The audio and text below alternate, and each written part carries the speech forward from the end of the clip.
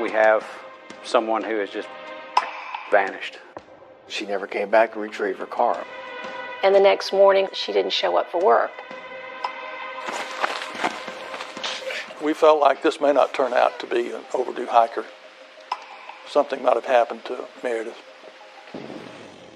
Witnesses had observed her with a strange man. I thought I knew what evil was. He's pure evil.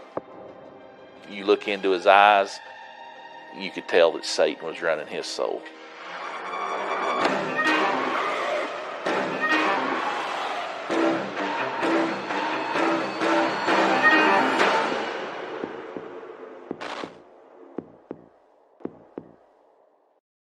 It was the perfect way to ring in the new year. 24-year-old Meredith Emerson and her beloved dog Ella would take a hike up Blood Mountain in Georgia. However, a walk in the woods would take a horrible turn. I'm Paul Holes, and this is Real Life Nightmare. I think about this case every day. It just won't go away. We kind of go through our careers thinking, we're bulletproof. We're Teflon, these things don't get to us. And yet, it did. She was such a good person, and this didn't need to happen to her. Meredith Emerson was a 24-year-old vivacious young woman. She came here to go to school at the University of Georgia, where she majored in French. She had lots of friends. She had a roommate, she had a boyfriend, and she had a black lab mix named Ella. And the picture that you see of her most often is her with the diploma from doggy training school with Ella. And she adored that dog. Very outgoing, very intelligent, very strong, avid hiker. She was studying martial arts. She was very good at it. She loved to get away and hike on the Appalachian Trail. Just a young woman that everybody loved and wanted to be around. On January 1st, 2008, Meredith was supposed to hang out with her boyfriend, but they had had a phone conversation, and she felt that he was a little snippy, so instead of hanging with him, she and Ella headed up to Blood Mountain, which is an approach trail to the Appalachian Trail. It's very popular, and it's beautiful. The Blood Mountain Approach Trail is probably one of the most recognized hiking destinations in Georgia and the Southeast. Meredith came to that parking lot and began to hike up the trail. And on January that day, it was probably mid to low 50s, bright sunshine. It was a good day to go hiking. Meredith Emerson failed to come home that night. Nobody knew anything about it until her employer called her roommate the following day and said she didn't make it to work. Her friend Julia, with whom she lived, did get concerned on January 2nd. Meredith and her dog were not there. Often the dog would wake up both of them in the mornings. This isn't normal for Meredith. She always shows up for work. Nobody knew, none of her friends knew where she had gone. She left a note on a chalkboard in her apartment, going hiking with Ella, but she didn't say where. When Meredith's friends were trying to decide what to do, they looked at a guide, a hiking guide that she had, where she had marked up some of her favorite trails, and one of them was Blood Mountain. So they went there, and it was the boyfriend that found her car parked at the trailhead. And it was covered with snow, because that night the temperatures dropped down to single digits, and it snowed. Once he found the car, he ran up the mountain screaming and yelling for her. He called all their friends. They amassed a large number of people to come up there and start searching. He actually left a note on her car that said, "If you get back and you're here, please don't leave. We're looking for you." When it was first reported that Meredith Emerson was missing, the law enforcement response was enormous. We had helicopters, bloodhounds, cadaver dogs. People were volunteering to look for Meredith, and it was an intense search. At almost every turn, search teams would come back in and you could just see their faces and the disappointment that they were not able to find something. Late in the day on January 2nd, I get a call because of some things that were located on the trail, some water bottles, a dog leash, some dog treats, and a expandable police baton. Those items were found and turned in to law enforcement. But a police baton is unusual. That was the trigger that the local law enforcement called my office to get us to help. This is an expandable baton. Law enforcement use this to try and gain control of incompliant suspects. Opened in that fashion, and it expands out. You rarely ever see this outside of law enforcement. It was part of my duty to meet with the family, to give them information that we were learning. They're horrified. We felt like this may not turn out to be an overdue hiker, that something might have happened to Meredith. The first thing that we learned from her phone records, she apparently cut her phone off. So people trying to call her, going straight to voicemail, no contact. We actually had reached out to Meredith's bank, and whether it had been a computer malfunction or whatever, unbeknownst to us, her ATM card was used. It was used by somebody that was concealing their face, hiding their face, and putting in wrong PIN numbers. You couldn't really see who it was. The image was not sharp, but you could tell that someone was using the ATM, and it was kind of creepy.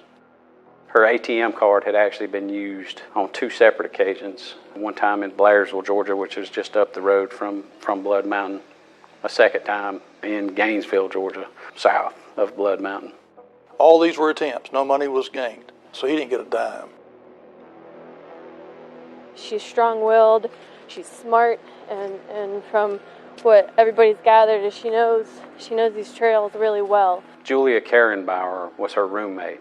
One thing that she did, she notified a lot of media. We immediately started getting calls into the tip line. Very important calls from people who had seen Meredith on the trail January 1st, but had also seen somebody with her that seemed like was following her and trying to engage her in conversation. All the descriptions matched. White male, weathered, toothless, and had a dog potentially named Danny, and drove a white van. The thing that stuck out in my mind was that he had a nice backpack, had a good-looking dog, but he had duct tape on his shoes. They said they couldn't put their finger on what was wrong, but it just didn't feel right. We were actually able to talk to the gentleman who had found the baton. He said it looked like she was trying to get away from him. She was hiking faster than he was. He remembered noticing an area in one of the switchbacks on the trail where the ground had been disturbed. When he saw that area and then found the water bottles and the leash and the baton, he thought that a struggle might have happened there. In Georgia, they're stepping up the search now for a missing hiker. Police say they're looking for a man in his 60s who was seen talking to her on a trail. Everybody was broadcasting a description of this person, and within minutes they got a call from a man who once employed him. Said, "I know who this is." I said, "Oh my God, this must be Gary Hilton."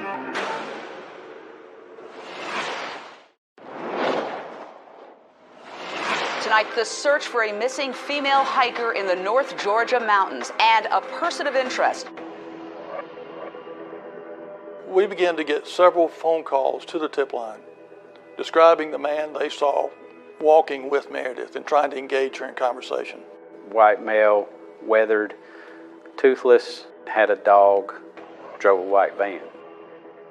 Very quickly, we got a call from someone who essentially said, "I know who you're looking for." I heard the description.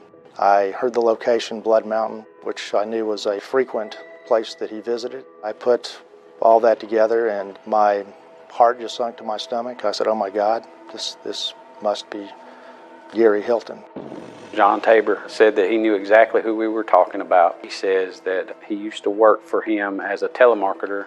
He knew that he carried a police-style baton. He said that his dog's not named Danny, it's Dandy. And that's why he knew that it was actually Gary Michael Hilton.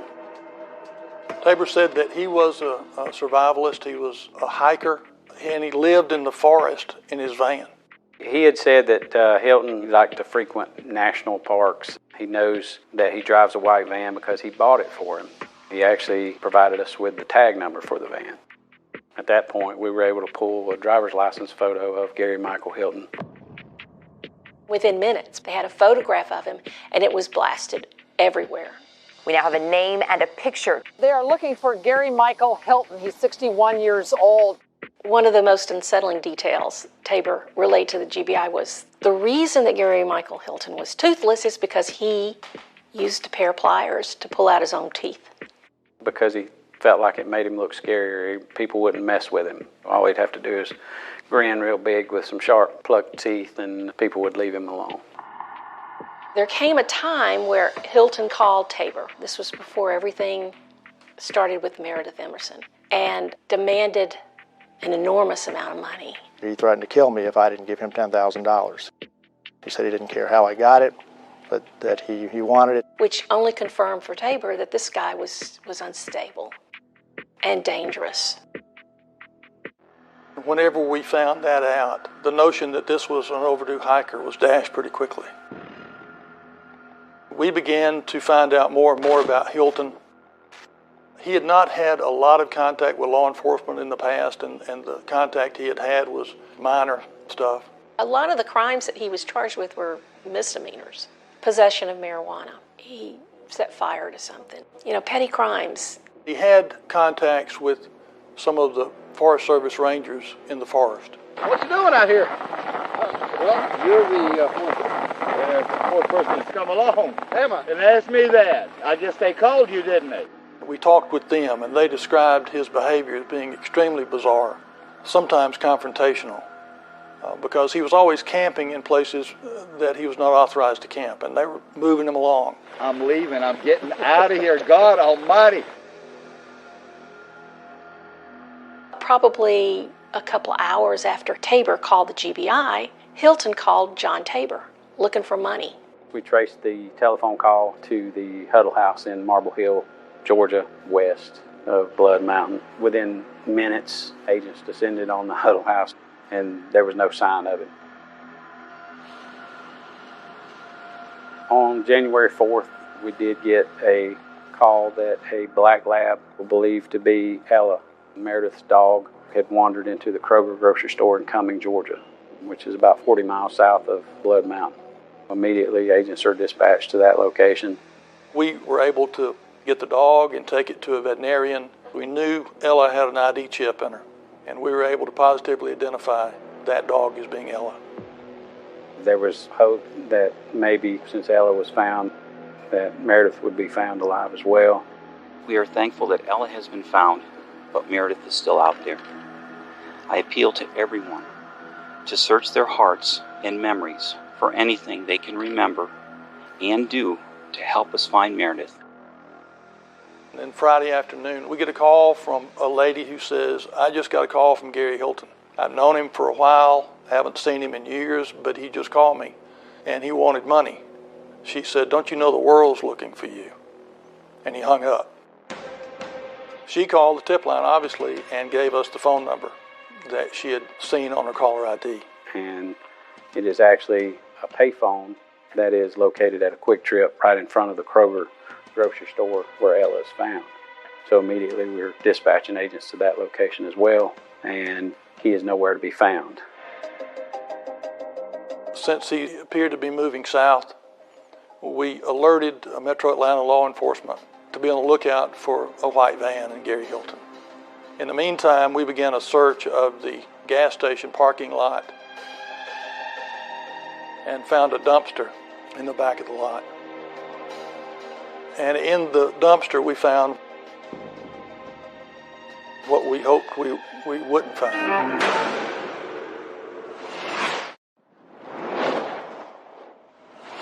Breaking news tonight. A 24-year-old woman hikes the North Georgia mountains only to vanish into thin air. They were looking for this scraggly, toothless man who was seen hiking with her on the trail. Agents received a phone call from an individual who said, hey, I just got off the phone with him. He called asking for money. We got the phone number, and it is actually a payphone located at a Quick Trip right in front of the Kroger grocery store where Ella is found.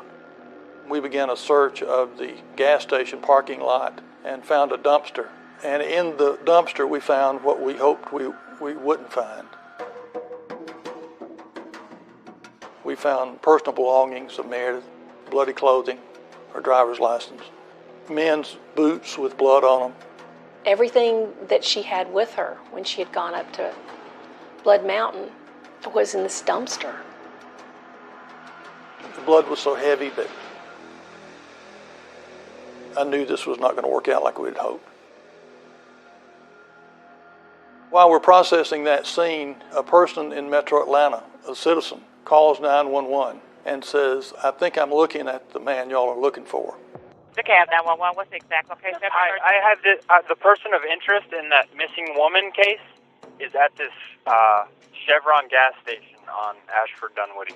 The van is here, the dog is here, the red dog, and I saw the man's face, and I've been watching the news, and I know it's him.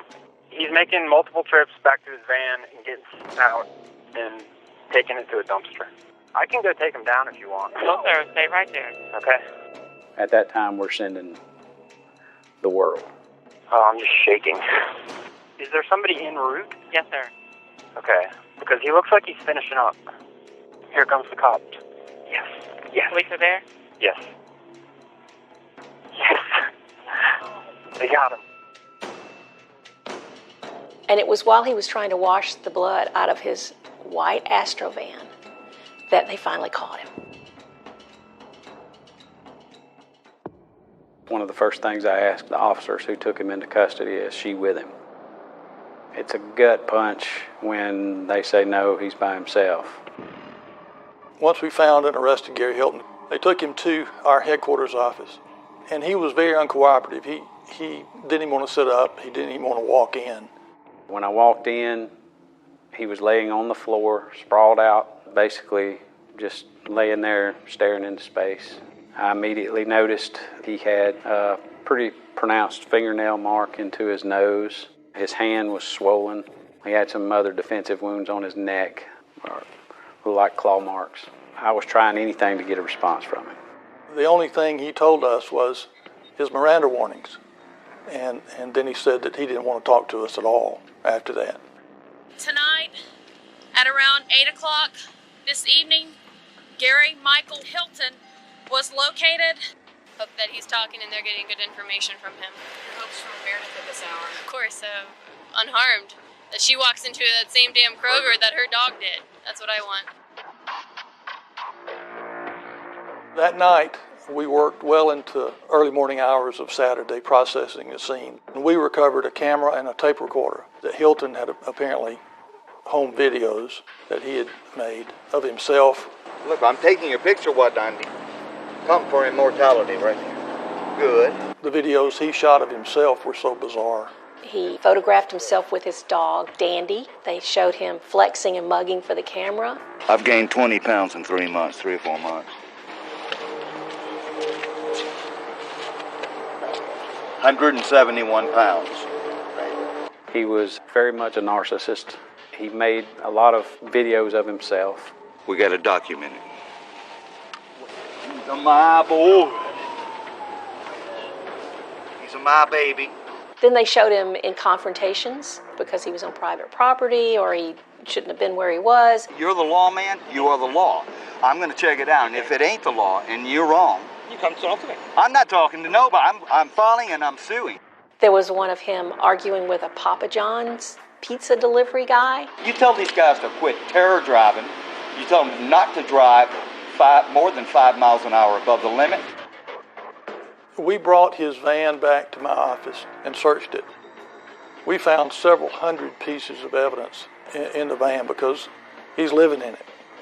High-end camping gear, tents and sleeping bags. We also found blood evidence on several things in the van. But we continued on because we had Gary Hilton, but we didn't have Meredith. Within the last 15 minutes, a Superior Court judge in Union County has signed a warrant charging Gary Hilton with kidnapping with bodily harm. So you don't believe she's still alive? It does not look favorable for that to be the case. The family really wanted to recover her body because it was believed, although not known for sure, that she was actually dead at that time. Later that Saturday, I said, we got to get this man a lawyer because we can't talk to him. The only way we can communicate to him is through his lawyer. And we don't have Meredith yet. So Sunday morning, he was appointed a lawyer. And I told his lawyers, I said, here's everything that we know and have. Who knows what prompted Hilton to cooperate, but he did. And the deal was that if Hilton told them where they could find Meredith, they would take the death penalty off the table. We agreed that it was the right thing to do. The family needed closure. The next afternoon, the prosecutor calls me and says, okay, he's ready to talk to you and tell you where Meredith is.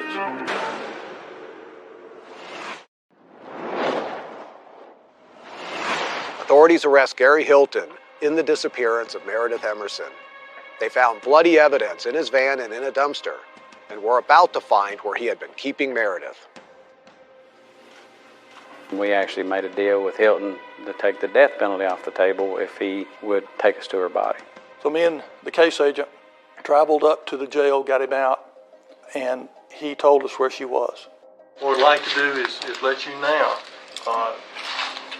tell us where the body is and try to direct us to it the best you can. Okay, I'll be glad to. All right. He drew a map or tried to draw a map where we would find the remains. She was in an area south of Blood Mountain in what's called the Dawson Forest Wildlife Management Area. It's a very rural area, very wooded, nothing but dirt roads run through it. You would go down that road about 50 yards, and it's going to be off the south side or the left side of the road the body will be. Okay. Gary Hilton was familiar with this forest. He had been there before, he had camped there before. When he was describing where we would find her, he was very specific. The body will be approximately 40 yards or 120 feet off of that. South of that is covered by leaves and brush, but not buried. Okay. Is it wrapped in anything? No, it isn't. Is it clothed? No, it isn't. Is it intact? No, it isn't. Okay. I'll Tell tell us you. more about that. Okay. Yes, the head will be missing. He had killed her and decapitated her and taken her head to another location and had hidden it. Where's the head? The only reason, by the way, the head was removed was forensically. Yeah, right. In other words, the hair is full of fibers. Sure. He thought that by dismembering her the way he did, that it would be harder to identify her. And the only reason the body is nude is forensics. Okay, sure. For forensics. See, I didn't even know I was associated with this disappearance at that time. Right. You see, I didn't find that out till later on the day. I stopped at a gas station and I am on the front page. He was just very matter of fact and very nonchalant. Just evil. Where would the head be? It's going to be a little hard to find. You're going to need a dog for this, I believe. Can you help us? Well, I'll help you. It was not likely that we could find both scenes without him.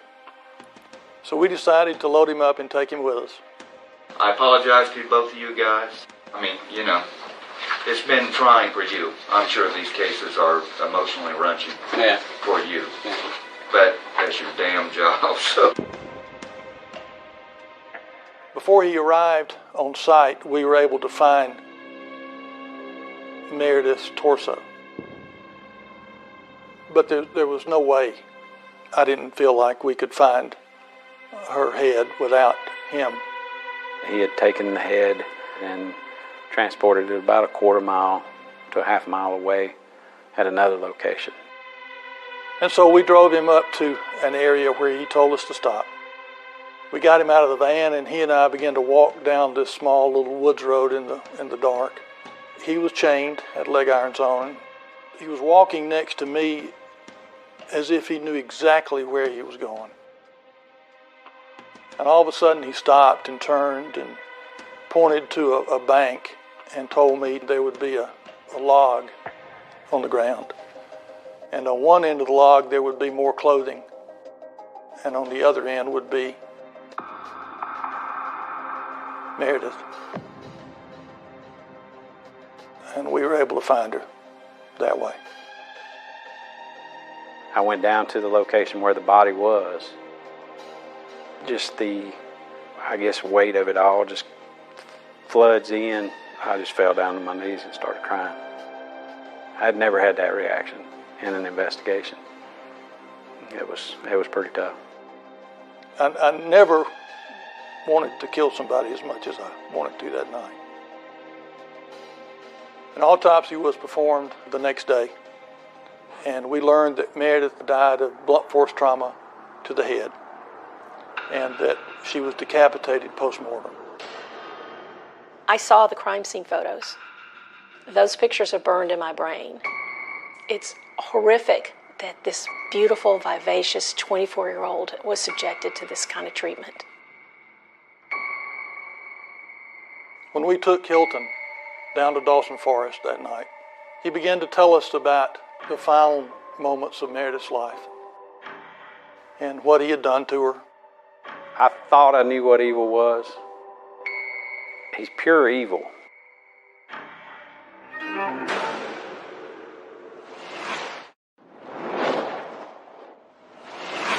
61-year-old Gary Hilton made a deal to lead police to the body of Meredith Emerson. At approximately 7:30 this evening, the body of Meredith Emerson was discovered in a wooded area. When we took Hilton down to Dawson Forest that night, he began to talk about the final moments of Meredith's life and what he had done to her. I'm going to tell you right now, there was never any plan to let her go. Okay. I knew that if I let her go, I would be instantly ID'd. I'm asking how we got to this point. Why Meredith? Why did you target her? Well, she's a single girl. She's not hiking with somebody. I should be able to control her physically. I knew it would be easier to establish control over a female, any female, than it would a male. How did you strike up a conversation with her or whatever? Dogs, you know, people that have dogs, dogs are going to mate. So he approaches her. He tries to keep a conversation going with her, and she basically just walks off and leaves him. So he conceals himself on the way back down the trail that he knows that she'll have to be coming back down. That's where he plans to attack her. What did you produce? A knife, bayonet. The bayonet is probably still up there. I lost control of both. She fought. And as I read in the paper, she's a martial artist.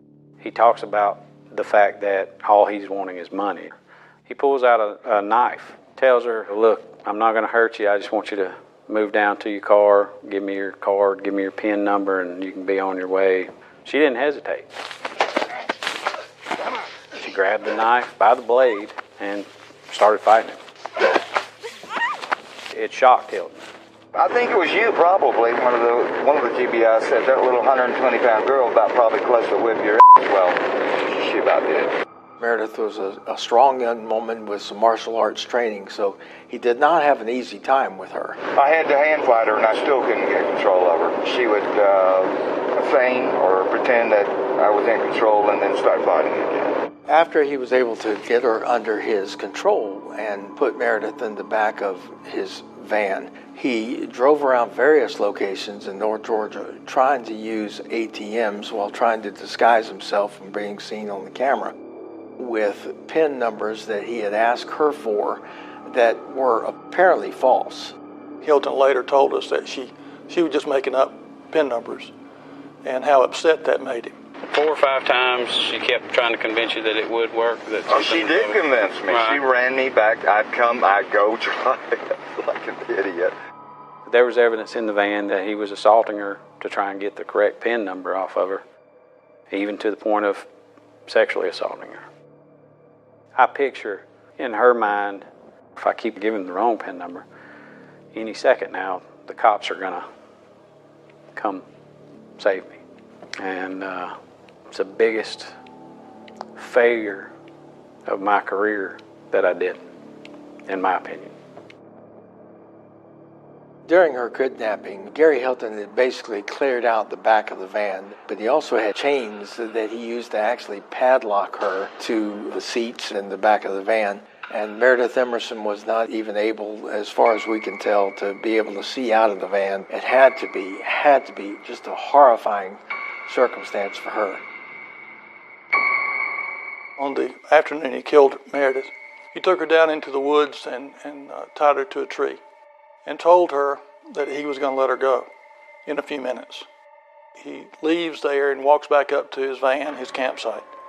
He told us he got a cup of coffee and a tire iron and went back to Meredith, and he said that Meredith had said, "I thought you weren't coming back." In other words, "I thought you were going to leave me here tied to this tree." He said that it seemed like she was relieved that he had come back. She thought she was going home, but she wasn't. I gave her a book to read and everything else there, and I walked up and made as if to unsecure the chain, struck her with the bar. What bar? It was a jack handle, just a straight jack handle. And then he killed her. He hit her multiple times with a tire tool in the head. Each one would have been fatal. She was still clothed at this time. Eventually her body was found nude and decapitated. I just wanted to expose everything to the elements rather than keep them bagged. I poured liquid bleach all over her to any DNA, and I knew bleach would not destroy fibers, but that any DNA she may have picked up from my clothes. She'd been wearing my clothes for now, 3 days. He is talking to me as if I should be impressed with him. Was this difficult for you at all? As far as take her life, was it difficult at all?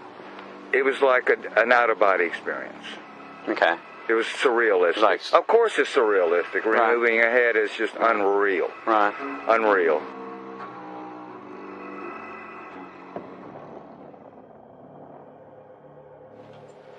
Gary Hilton, on the morning of January 31st, was indicted in Superior Court.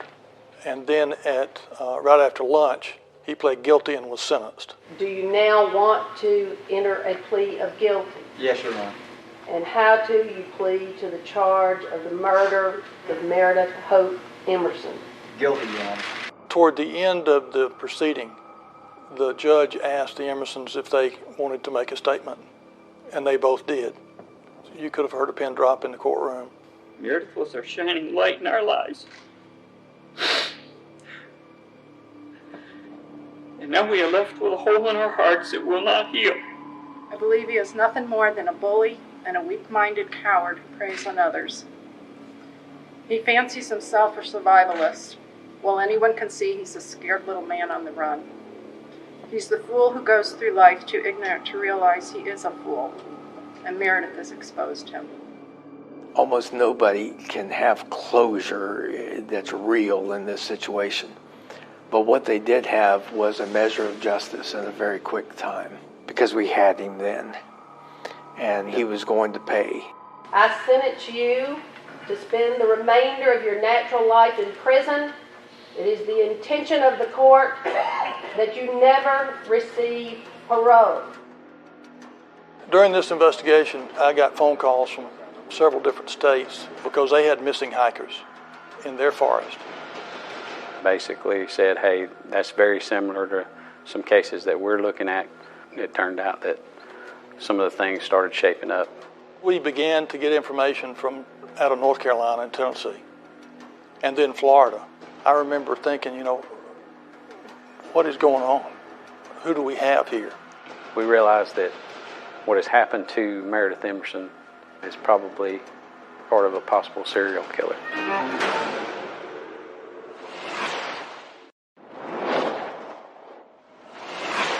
Tonight there is growing suspicion that police in Georgia may have a serial killer in custody.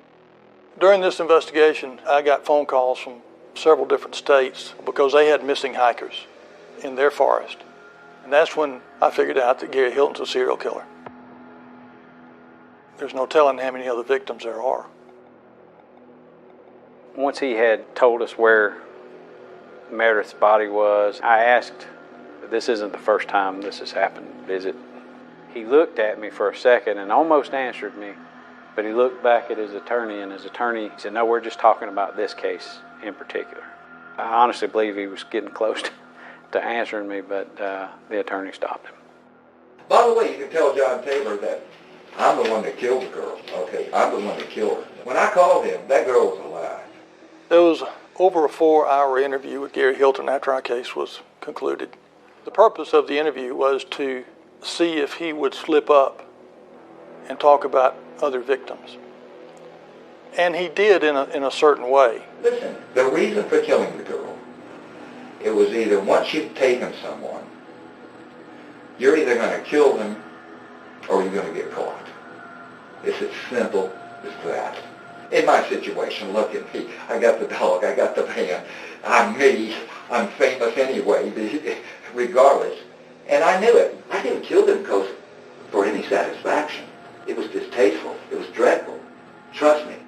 He referred to those other people in that way that would certainly lead anybody to believe that there are more victims. He really treated the whole aspect of murder as just another day. He even said he admitted he made mistakes.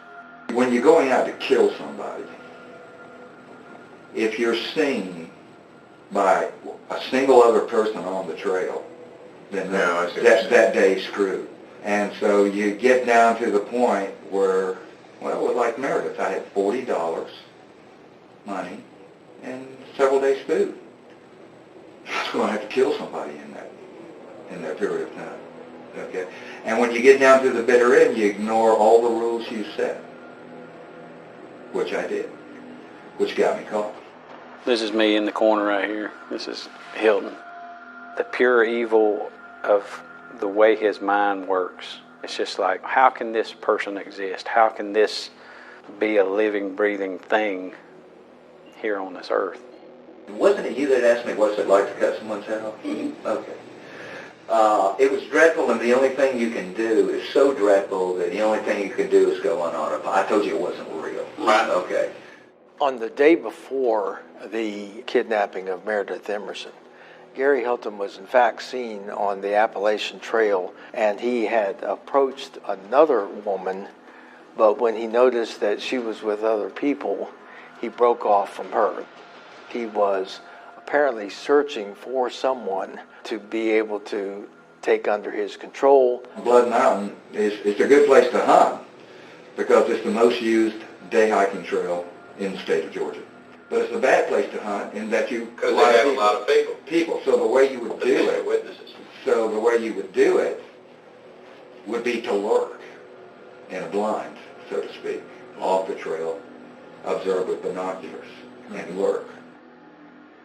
My name's Rob McNeil. I was Gary Hilton's attorney in the Meredith Emerson murder case. As a defense attorney, very rarely do you get a client that tells you the story, the facts, just 100%.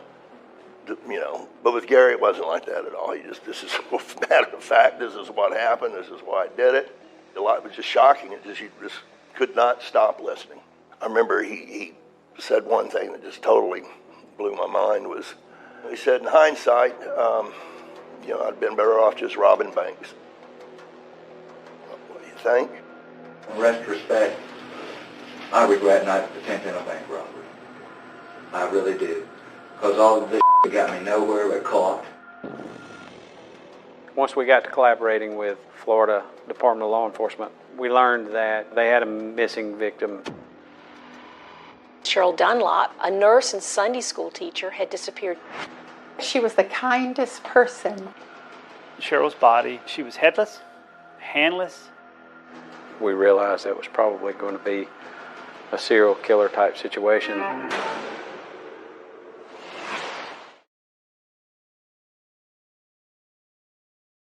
Welcome back to Real Life Nightmare. I'm Paul Holes.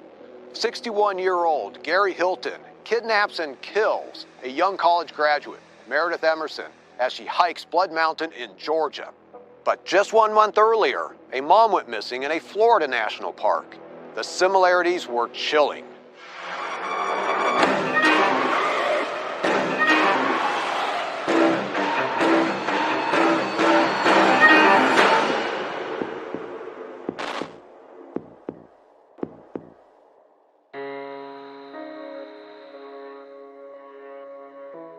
In late December 2007, Cheryl Dunlap, a nurse and Sunday school teacher in Tallahassee, Florida, went for a day hike in the Apalachicola National Forest.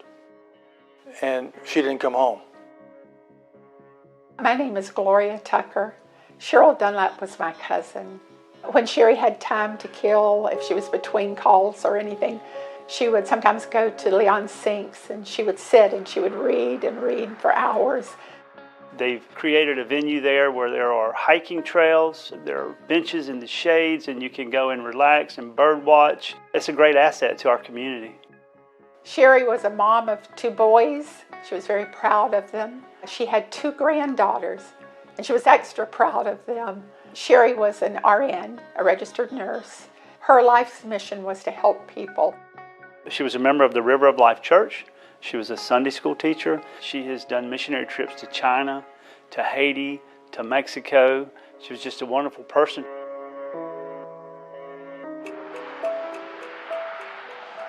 On Saturday morning, December 1st, 2007, Cheryl Dunlap made some phone calls to a couple of friends. She had also indicated she would probably go to Leon Sinks to do some reading. She was seen reading a book there on a park bench by a couple that was taking a hike in the area, and then later that afternoon she failed to show up for a dinner date. As that event unfolds, she does not show up for church on Sunday morning. Some of her friends from Sunday school tried to reach out to her and get a hold of her, and they couldn't reach her on the phone, but it wasn't anything setting off alarms. Cheryl was a nurse at the Florida State Thaggart Health Center here on campus at Florida State University in Tallahassee. So on Monday, she did not show up for work. It was as if Ms. Dunlap had just disappeared into thin air. Some friends went to her house as a result of that and found her dog there, and her car was gone, so they were very concerned. We were in total bewilderment of what was going on. What do you mean you can't find her? Where is she? She would never leave and not tell someone. Subsequent to that, her car had been discovered on the highway right outside of Leon Sinks, beside the road with a flat tire. The Florida Highway Patrol had stopped and checked it. They ran the tag, but there was no alerts out because Cheryl was not reported missing. So it was merely a car with a flat tire, and they left. So when they called the sheriff's office to report her missing, they went back to the Sinks and they found her car. The car was not locked. Sherry would never leave her car unlocked. Her purse and her keys were in the car.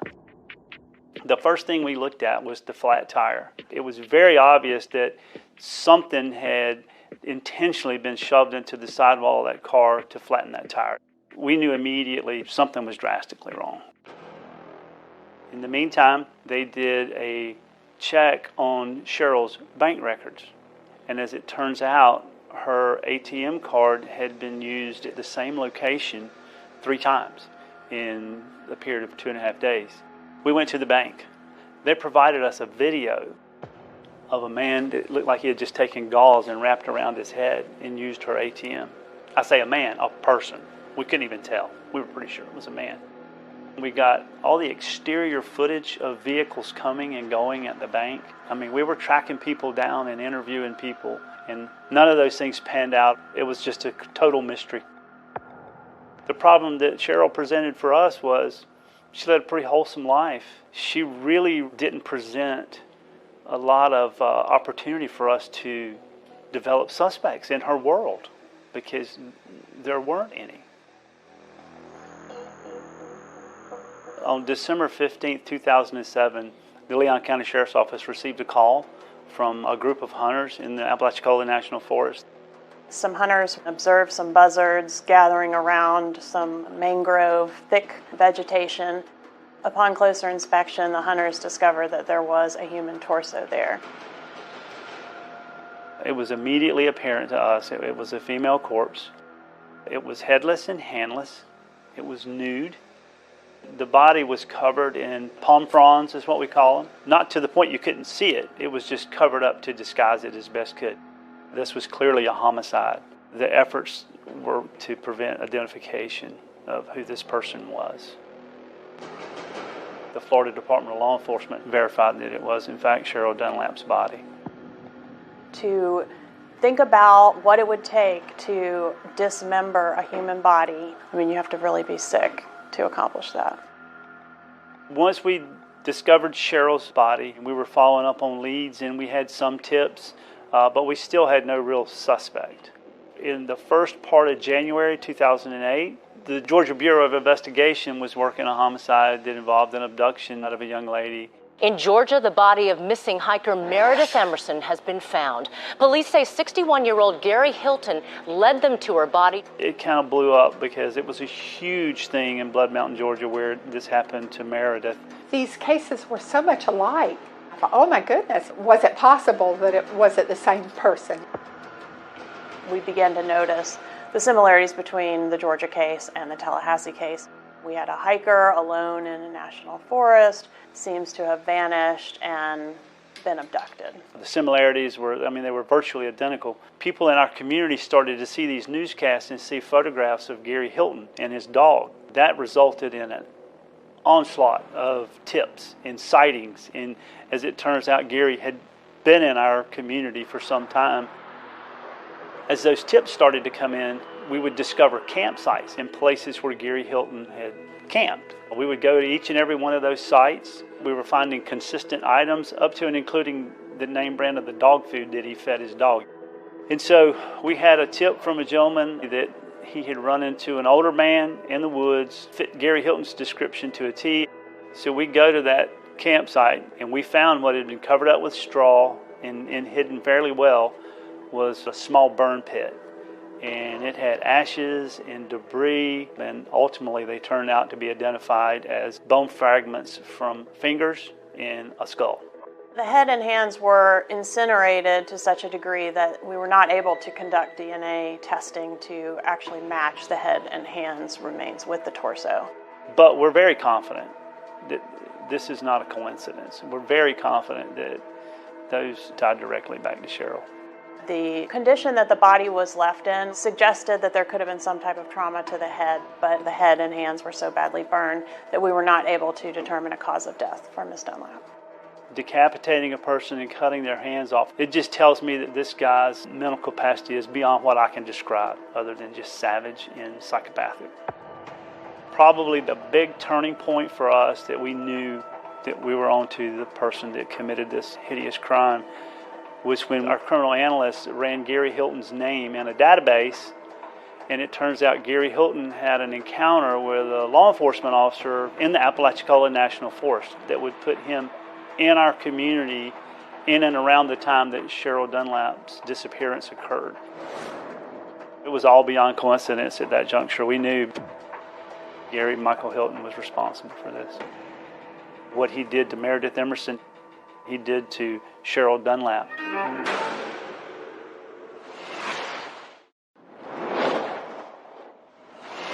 Cheryl Dunlap went for a day hike in the Apalachicola National Forest. She didn't come home.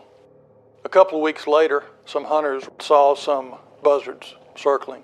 They went to the area and located the remains of Cheryl Dunlap. She had been decapitated, her hands had been cut off and set on fire. It was just a total mystery. Up until Gary Michael Hilton got on our radar as a suspect. That man is the most evil thing. It's mind-boggling that someone could hurt such a kind, loving individual. Gary Michael Hilton was arrested in Georgia on the case related to Meredith Emerson. And he had with him a van with mountains of evidence in it. We found Cheryl Dunlap's DNA on a pair of boots, hiking boots, that Mr. Hilton was attempting to discard at the time he was apprehended in Georgia. We were aware that in Meredith Emerson's case, she was held captive for a period of days, chained up in this guy's van, and sexually assaulted. I think the evidence suggests that that is the same thing that happened to Cheryl Dunlap. We were able to find some DNA on her thigh area that was a match to Mr. Hilton.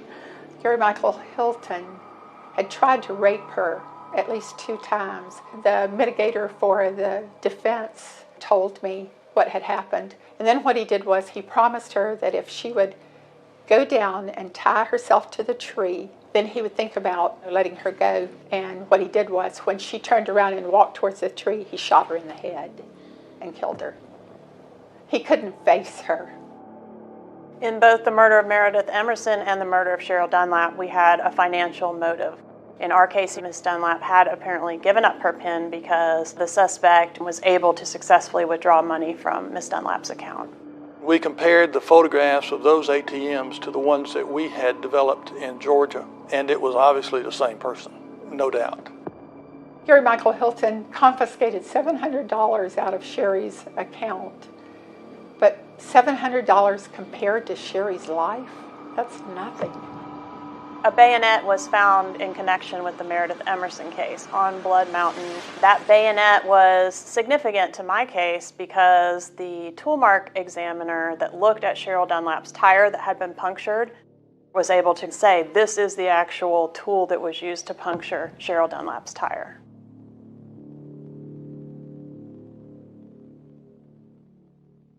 Police are now looking into whether Hilton may be linked to other hiking murder cases in North Carolina. We had a meeting this afternoon with investigators and prosecutors from North Carolina regarding a double homicide. Well, before Cheryl Dunlap, in North Carolina, an elderly couple, John and Irene Bryant, had gone hiking in a national forest in Transylvania County. And they did this all the time. But their children lived in other places, their adult children, and one of them noticed, hadn't heard from Mom and Dad. John and Irene Bryant were married for 58 years after meeting each other on a blind date. They had 4 children and 11 grandchildren. The pair loved the outdoors, and in their retirement, they hiked almost weekly. Sadly, their last hike would result in an unthinkable tragedy. They found Irene Bryant near her car, near this national forest. She had been killed by blunt force trauma to the head. Mr. Bryant was not at the scene. John Bryant was found in February after he and his wife had disappeared in October. John Bryant's body was recovered in the Nantahala National Forest. He was shot. They connected them also to Hilton because someone had used their ATM card and withdrawn $300 from their bank account. Both the build, the mannerisms, everything was clearly matching up to Gary Hilton. Actually, the first DNA sample that we removed from the van wound up being Mr. Bryant's DNA. He had a method of operation, a MO, and it was to find people who he perceived as weak, who might be a money bank for him. You know, it could have been any of us. I'm a father of 2 daughters and a husband, and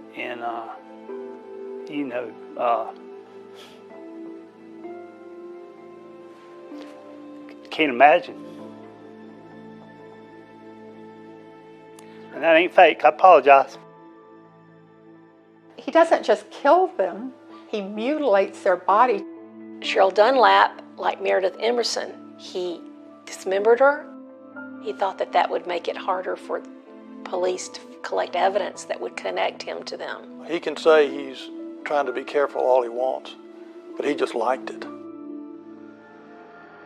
Gary Hilton may not be regarded as highly as Ted Bundy was in terms of being a serial killer, but he's certainly on the same level. Ted Bundy, he had all kind of props. Crutches one day, arm in a cast the next. Gary Hilton's prop was his dog. He's my boy.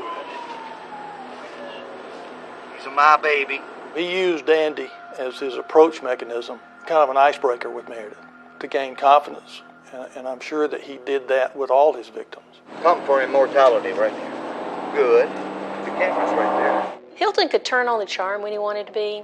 He'd get stopped by a ranger and he'd, chat him up and act like a guy that was just living his life in his van. What you doing out here? Well, you're the fourth person to come along. Emma, I'm leaving. I'm getting out of here. God almighty. He jokes around. He's acting very bizarre, but he doesn't present in some of those situations, I'm crazy dangerous. Maybe just crazy, but maybe not both. Hey, I love you. Mr. Hilton, you take care. His IQ is extremely high, so he's able to communicate very well. Lawyers and everyone else ask me constantly, how come you're so seemingly intelligent? The reason I'm so seemingly intelligent is that I, alone amongst almost anyone, including you dudes, have time to actually stop and think about things. During this investigation, I talked to a lawyer, and he told me about a movie that the lawyer, had participated in making. I'm a hunter, Barbara. Where's the challenge? And he said Gary Hilton had consulted on that movie. The movie was that we would take women, bring them over to the mountains, and then hunt them down like prey. I was thinking, that's kind of like what he did now.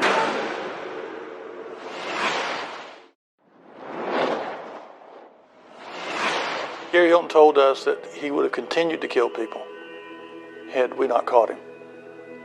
And there's no doubt that he would have. I'm Samuel Rail, and I was Gary's attorney for a number of cases, and then also his close acquaintance. Actually, Gary was my very first client. He was there as a small-time crook doing charitable work, except there's no charity. It's for Gary. He was a scam artist. He would call people on the phone, tell them that he's with the JCs or he's with the Shriners and he's putting on a circus for the kids, and would their company like to contribute. He'd go by and pick up the check and cash it, and that's how he made his living until, he got arrested for it a few times. That's right! Bravo, Bunny! Fight it right away! The 1995 movie Deadly Run went straight to video. It portrays a serial killer who preyed on women he set loose in the woods. The plot, the film's producer claims, came from this man, Gary Michael Hilton. I did this movie, Deadly Run, but I think for Gary, apparently it turned out to be a trial run. The movie was that we would take women, as beautiful as we could find them, and then bring them over to the mountains, and then hunt them down like prey. That's what got him so excited to be part of this whole movie. Meeting me can be dangerous to your health. I think Nancy's been abducted and she's most probably dead. I think the guy that did it to her has done it before to a whole lot of other women. The idea was that it would be a shock for the police to realize that they were dealing with a serial killer. Gary thought that would be a very good idea. He actually picked the spot, the location for the movie at this secluded cabin. He did. He knows North Georgia like the back of his hand. He looked around and found really what was a perfect place, just a little cabin out in the middle of nowhere. I don't know how anybody finds it. He knew how. The cabin was located near Cleveland, Georgia. 30 miles to the southwest, the mutilated body of Meredith Emerson was discovered. It seems pretty unbelievable. Somebody who helped produce a movie about a serial killer turns out to be a serial killer. Bizarre, right? How did someone who I knew and knew so well all of a sudden turn out to be such a person? At the time I knew him, anybody would want to meet him and be around him. He was very gracious, paid close attention to his body. He always worked out. He was always up there in the mountains. He was always outdoorsy. I'm surprised that it'd be a serial killer But I'm not surprised because he didn't have a screw loose. He had several screw looses. He was a fellow with a lot of problems, which is why I really wanted to help him out. Growing up, Gary Hilton, his mother divorced his father, and there was an instant when Gary was 14 years old, and he thought that his stepdad was mistreating his mother. So Gary was able to get from a friend a handgun one day when he was arguing with his stepfather. He threatened to shoot him, and Gary did. He didn't kill him, but he shot his stepfather when he was 14. He was charged with a juvenile offense then because he was so young. Later on, he joined the military, was stationed in Germany for a while at a base that he said handled nuclear weapons. He had been discharged because he was thought to be becoming schizophrenic. He would use that kind of language, military language, when he would talk about when he would go to the mountains, call them operations. And he would say he was hunting people. Blood Mountain is a good place to hunt because it's the most used day hiking trail in the state of Georgia. He married 3 times. He actually, during one of those marriages, bought a home. Then, all of a sudden, he's homeless, lives in a van in the forest. His criminal history was just a lot of run-ins with law enforcement. He'd get arrested and charged with possession of drugs, or he was trespassing. He had dozens and dozens of those experiences, but none really serious enough to send him to prison for a long time. That's what made law enforcement wonder if he had other murders in his history, because how do you go from drug crimes or trespassing to serial killing? You don't. That's a big jump. At the time that we arrested Gary Hilton, he was 61 years old. It's hard to believe that somebody 61 just woke up one morning and says, I'm going to go kill people like this. It's unlikely that there are no other victims. I am 99.9% sure that Gary Hilton has committed more than the 4 murders that we can prove. To this day, they're still looking to see if he might have done more. Rosanna Milani was one of the names that came up. There were just so many similarities that the question is, was it Gary Hilton or who was it?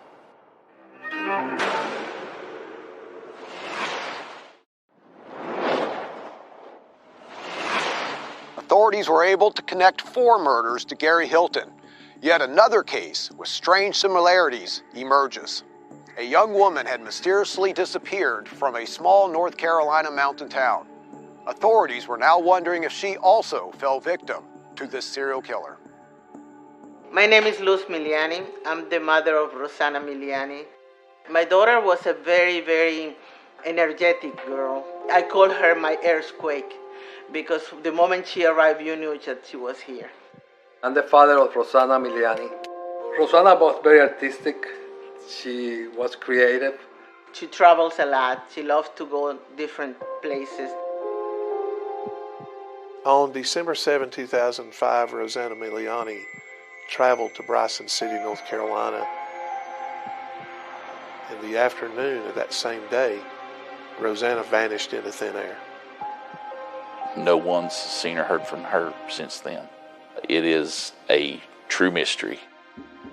Bryson City, North Carolina is a small town. It's at the doorway to the Great Smoky Mountains National Park. Fresh air, clean water, and nice people. At the time of Rosanna's disappearance, she was 29 years of age. There is no doubt in my mind that there is someone who took Rosanna. Rosanna had a target on her back.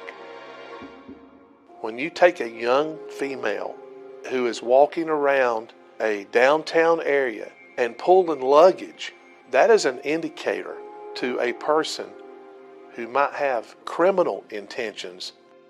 And was it Gary Hilton or was it someone else?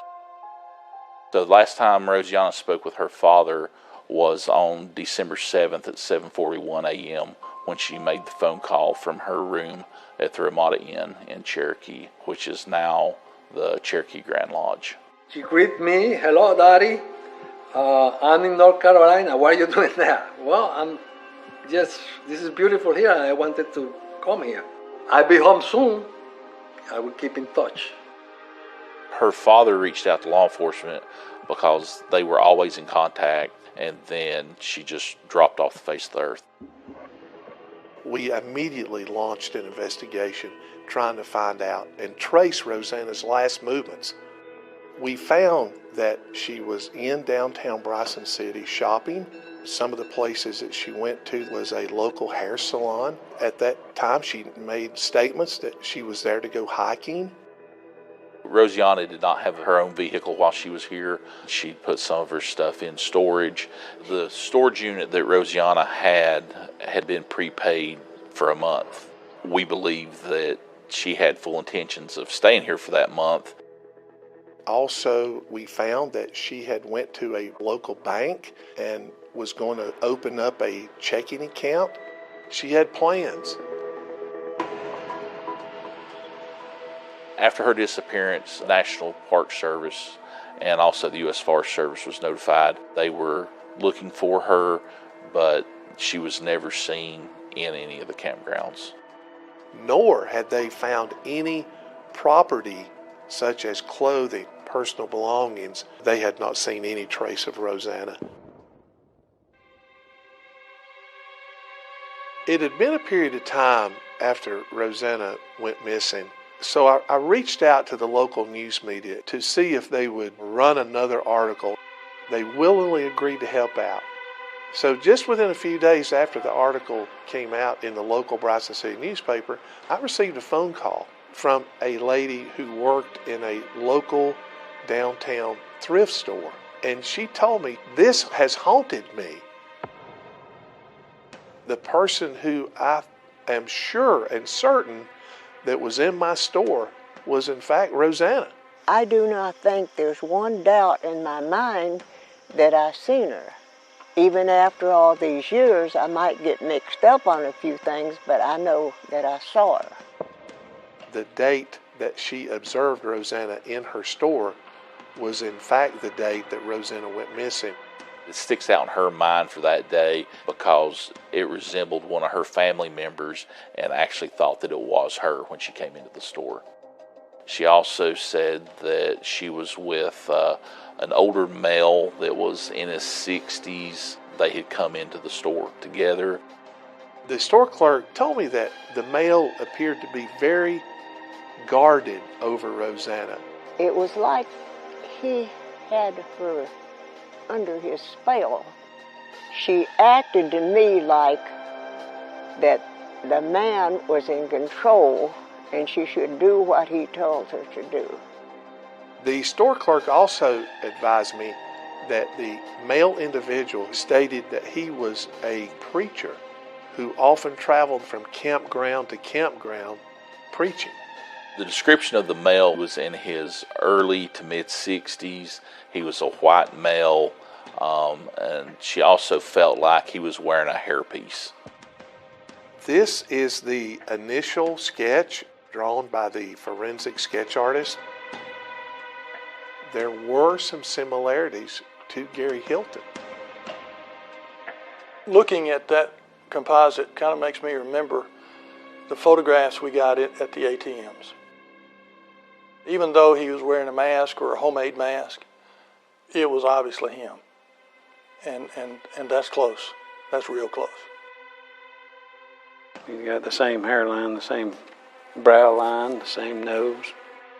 Also on the descriptors that the store clerk gave was that the gentleman that was in there appeared to be balding. Gary Hilton was also balding. Do you think it's possible that Gary Hilton was the man that came into the thrift shop? I not only think it's possible, I know he's the man that came in the thrift store. And I broke out in a sweat. I was that close to a murderer. During the investigation, we were able to confirm Gary had been in our area the time of the disappearance. This area is full of hiking trails, campgrounds, areas that he frequented to where he could get control of his victims. John Bryant was an elderly victim of Gary Hilton. The area to where Mr. Bryant's body was located in the Nantahala Forest is adjacent to Bryson City. There were just too many similarities. The North Carolina State Bureau of Investigation did determine that those links were credible. So it was decided that we needed to conduct an interview with Gary Hilton. This is about a lady by the name of Rosanna Miliani. Okay, I know who you're talking about. You look into his eyes, and you could tell that Satan was running his soul.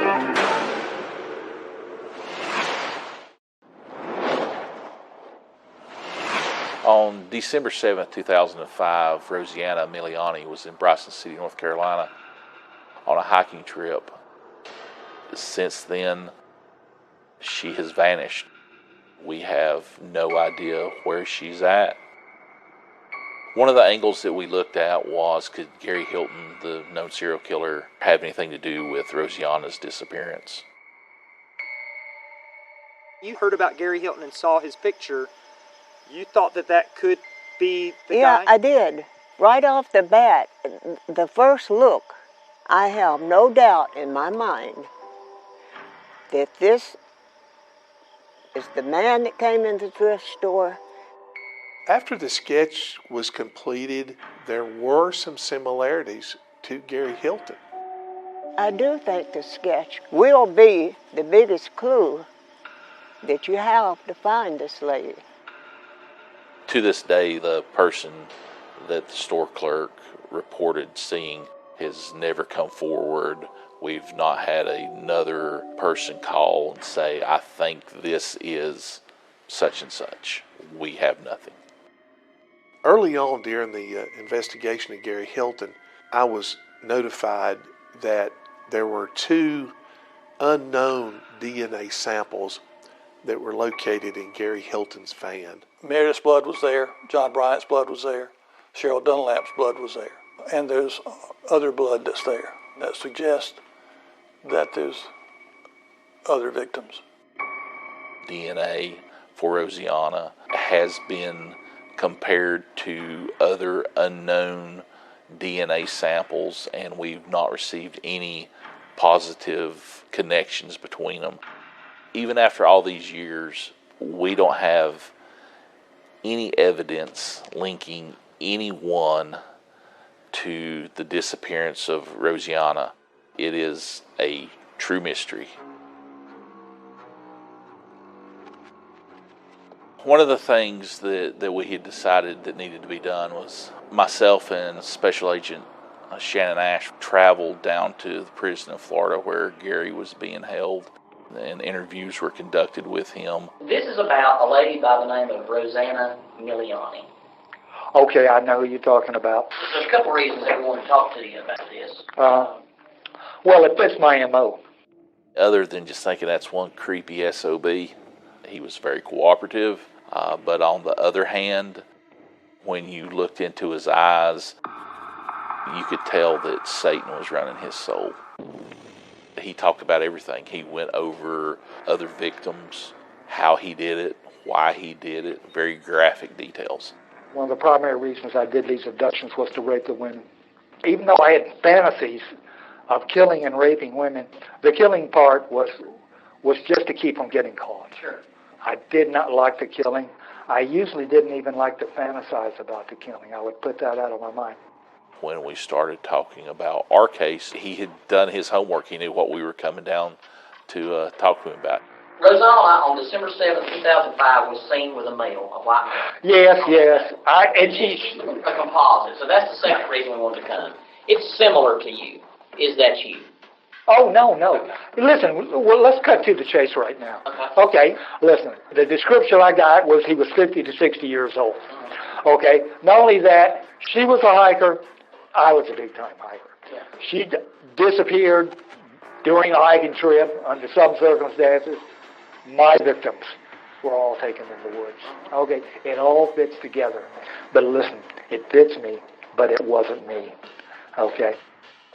That's one thing Gary Hilton will do. He will deny it until you can show him that you've got enough evidence that it's going to is going to get him. I've got to admit, I wasn't much of a serial killer. Okay, I should have had a long career, and I should have killed lots of people. And I just f***ed up. I committed. I mean, it's embarrassing. It is. How many were there? 4. 2 Brians. There was Meredith Emerson and Cheryl Dunlap down here. That was it. After the first interview, we felt like that we had enough of a rapport that we asked Gary if he would be willing to take a polygraph exam. He said he would. We then flew back to Florida with our polygraph examiner, and we got the results from the polygraph exam.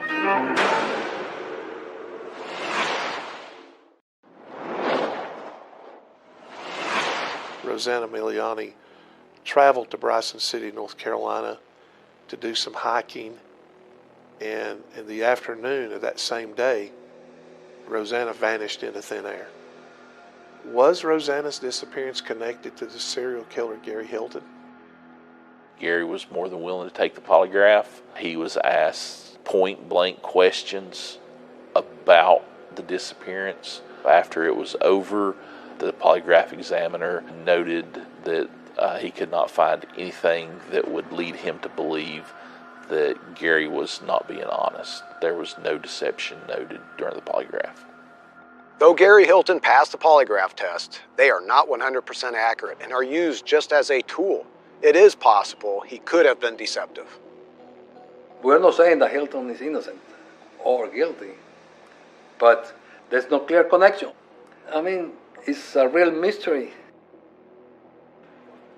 Gary Hilton is the only person to date that we have even suspected or thought of a person of interest. Right now, we do not have anything concrete that we could link Gary back to her disappearance. But with that being said, that does not mean that, if we get a call or we get a tip, that we're not going to jump right back on it. We want to know the truth. We want to know where she's at. I believe that Gary Hilton has some skeletons in his closet that's not been revealed yet.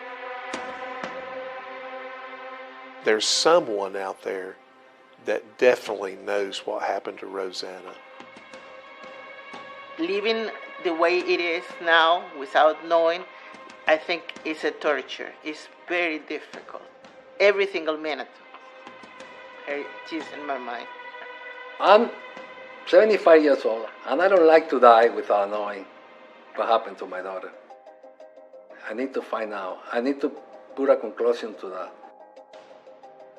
It has been a nightmare for Rosanna's family, not knowing what happened to their daughter. I really plead anyone to help me up solve this problem. My daughter has been lost for so many years.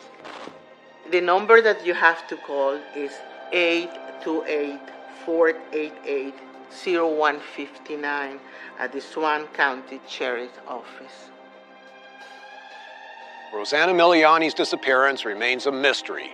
To this day, authorities still have not excluded the possibility that Gary Hilton may have been involved. It is ordered and judged that you, Gary Michael Hilton, be sentenced to death for the murder of Cheryl Dunlap.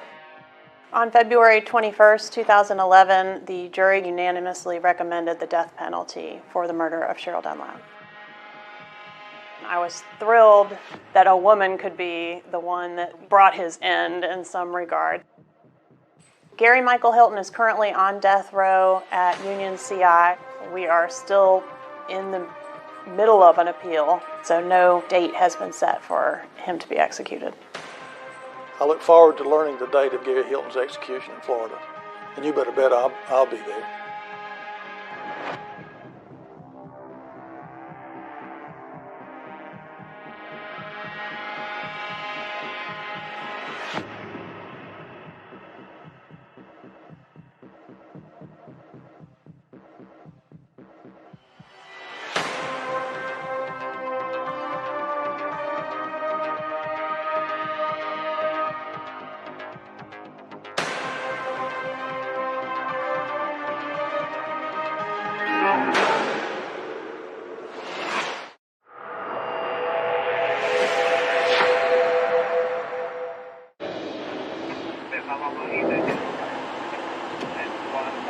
I want it to be unthinkable when I strap myself into an airliner seat. The 777 was awfully reliable.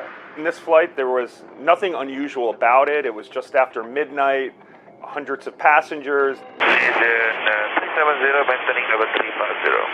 As a passenger, you would have no idea that there was anything about ready to go drastically wrong. Good night, Malaysia 370. Good night, Malaysia 370. Last words. The plane dropped from the transponder radar. For it to just go off the radar is mind-boggling. A 777 with 239 people on board had vanished. What went wrong? It's really stunning that an aircraft, a 777, could just disappear.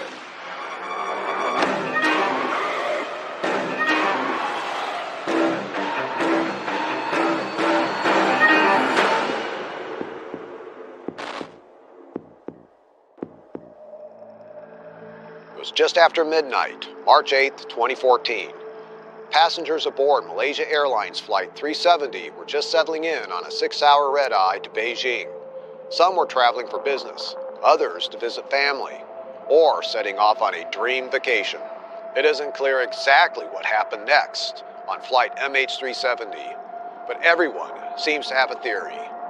Tonight, we search for answers. I'm Paul Holes.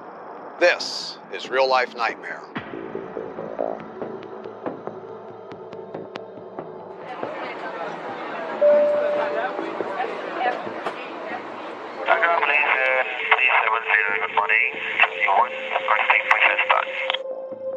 Piloting tonight's flight, 53-year-old Captain Sahari Shah and 27-year-old co-pilot Fareeq Hamid. Zahiri was extremely experienced. Very experienced. Captain Zahari, a married father of 3, was a 30-year veteran with Malaysia Airlines, with over 18,000 hours of flying time. And when he wasn't flying, he was an avid YouTuber. He would post videos on everything from how to fix your air conditioner to fixing an ice maker. But flying was his passion.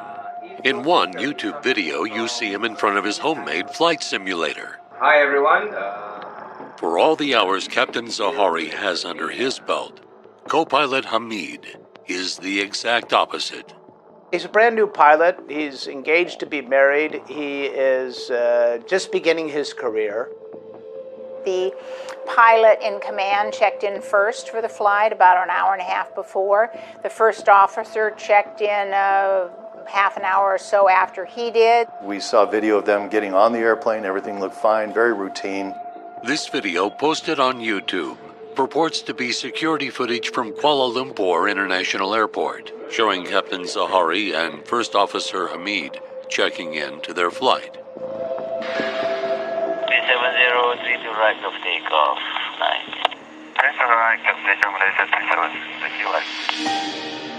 It's a red-eye, about a 6-hour flight to Beijing. Malaysian 370, climb flight level 350. Climb level 350, Malaysian 370. It's told to climb to flight level 350, 35,000. This plane had gotten up to cruise altitude, no major weather in the area. During this flight, you'd expect that the meals come out. The beverage service had already happened. You had flight attendants moving throughout the cabin. I love getting the chicken satay and peanut sauce. They had leveled off. People were probably getting comfortable. Many of them probably were already asleep, trying to get a little shut-eye before they arrived in Beijing. It was just a very typical routine flight for this crew. That's what it should have been. And then we start getting a whole, it gets murky.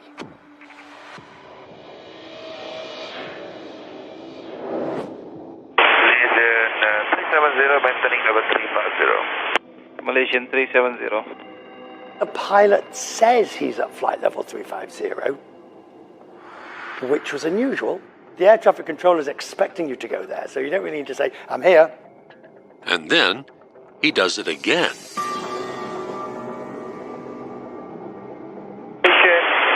Malaysian 370, maintaining level 350. Malaysian 370. Why would you do this? It's a boring flight. Why would you do it? 7 minutes past 1. Repeat, we're at flight level 350. And then it's cleared onto Ho Chi Minh City. And the pilot is told, contact Ho Chi Minh at 120.9. That is the coup de grace, if you will. The moment when the mystery really begins. As a passenger, you would have no idea if there was anything about ready to go drastically wrong.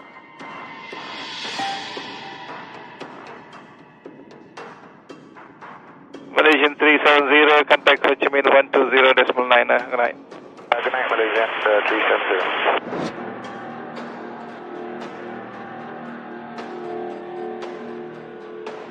Kuala Lumpur says, good night, goodbye, off you go. Contact the next person. The last time the plane communicated with Kuala Lumpur was 1:19 in the morning. And then a few seconds later, it dropped from the transponder radar.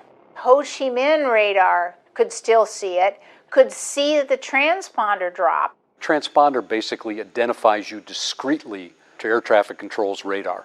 It provides a lot of data for the air traffic controllers. In the middle of a flight, it is not normal for a transponder to be turned off. That is a mystery to me, how that happened. Everything about this aircraft is designed for it to be seen one way or another and to communicate with those of us on the ground. And so that was where the mystery began.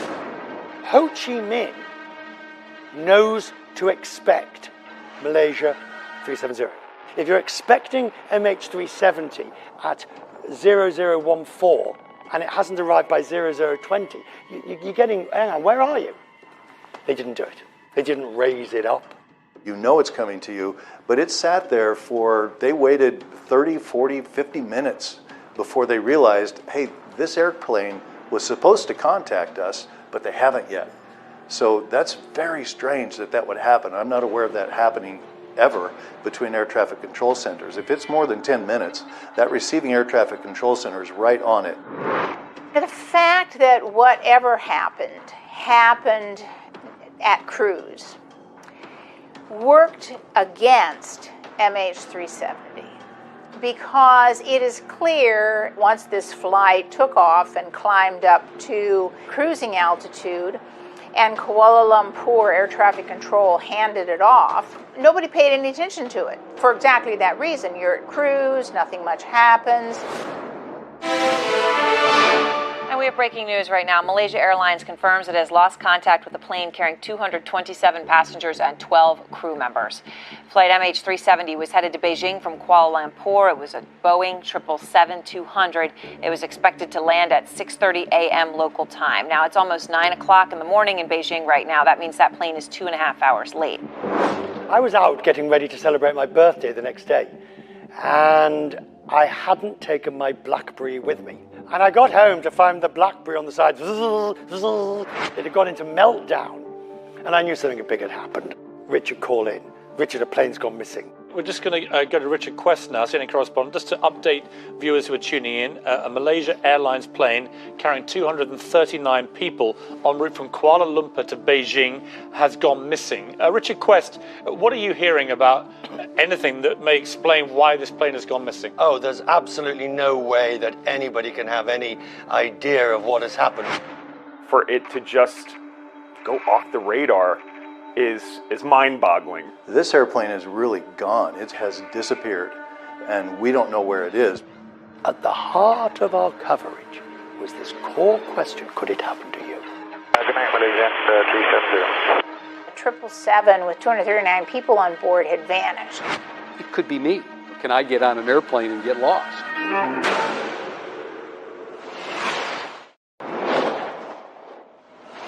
Boeing takes the wraps off its highly anticipated new jetliner. We'll take you aboard the 777. Stay with us. The Boeing 777. Over 3 million parts lying in tight formation, and they all work together just right. Come on up and take a look at our new airplane. When the 777 rolled off the assembly line, it was as sophisticated a plane as they come. It was a marvel of engineering, and it had so many sophisticated systems. I mean, it was heralded as the plane of the 21st century. You like this plane? You like this plane? It's a beautiful one. State of the art in every way. Pilots love flying it. It's a beautiful airplane. Here's our main menu, and we can control everything here. It's as sophisticated as you get. 777s don't just vanish out of the sky.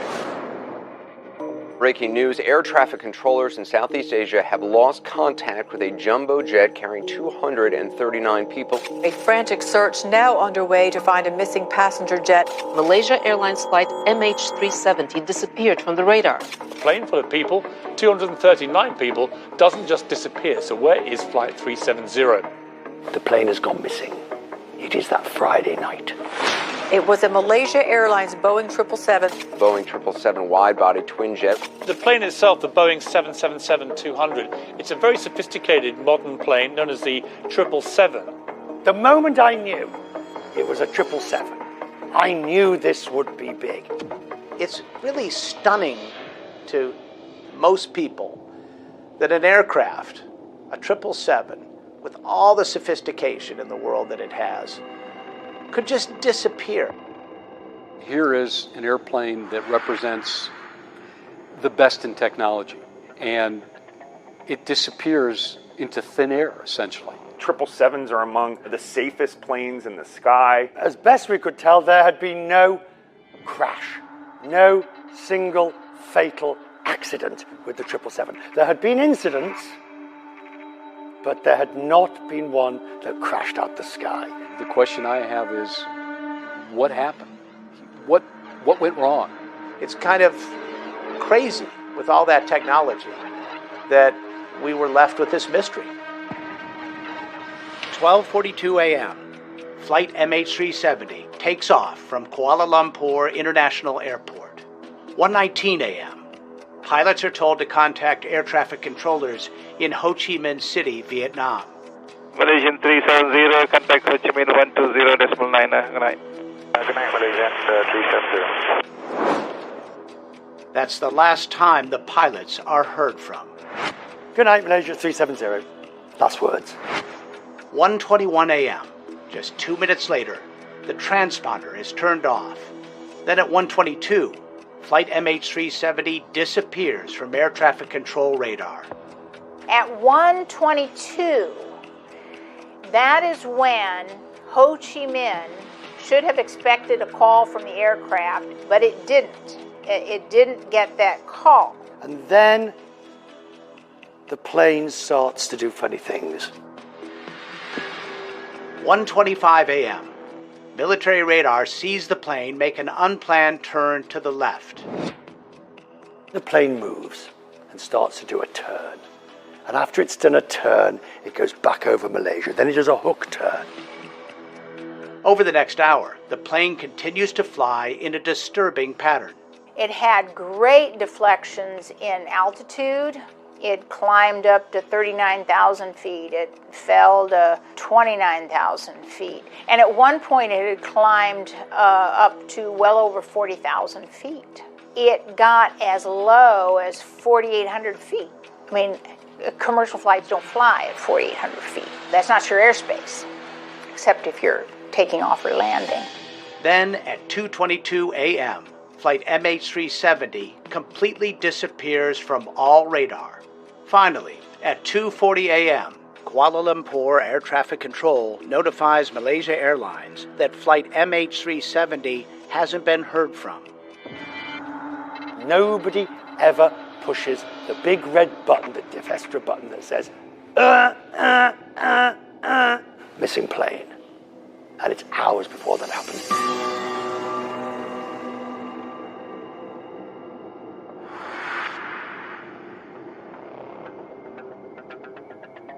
This is one of the great scandals, air traffic control. It is clear no one was doing their jobs on the ground. The Kuala Lumpur Air Traffic Management basically just handed it off and didn't pay attention to the radar thereafter. And then the erratic flying back across Malaysia, they noticed, but they didn't do anything about it. that's more of the mystery. We are deeply saddened this morning with the news on MH370. Malaysia Airlines confirmed that this flight, MH370, lost contact with Subang Air Traffic Control at 2:40 a.m. this morning. 8th of March 2014 is a day which never goes away from us. It was a Saturday.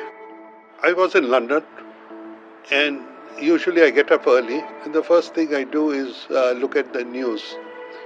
And at about 5 a.m. in London, I found on CNN this thing that a plane has gone missing, MH370. At the time, Malay Mukherjee's son and daughter-in-law were returning home after vacationing in Southeast Asia. They were very outgoing, both of them. They love traveling. It did hit me, would they be on that plane? And then I get a call from a China office stating that Muktesh and Ziamo were in that plane. It was actually stunning to all of us in aviation because none of it made sense. It had all the hallmarks of an explosion or an instantaneous catastrophic event. But that went away very quickly when it became evident that there was no wreckage beneath the location where it dropped off the radar screen. That was the real mystery. As the weeks went on, the fact that there was no trace at all. It is very difficult to understand that a Boeing 777 cannot be traced where it went. At that point, it became clear that there was something else that probably was the result of a human being. Attention then turns to the crew. The mystery focuses on Zahiri. Did he do it? Was it the captain who'd done it?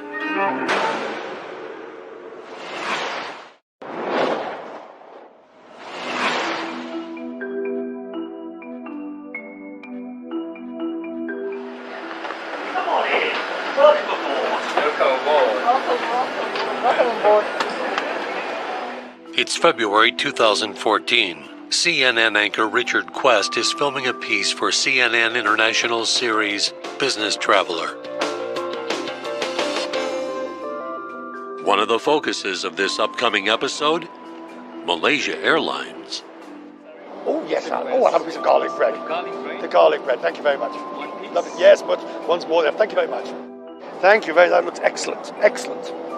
Business class, of course, costs a great deal more, but you do get a great deal of legroom, much better food offerings, and a much nicer, more pleasant experience.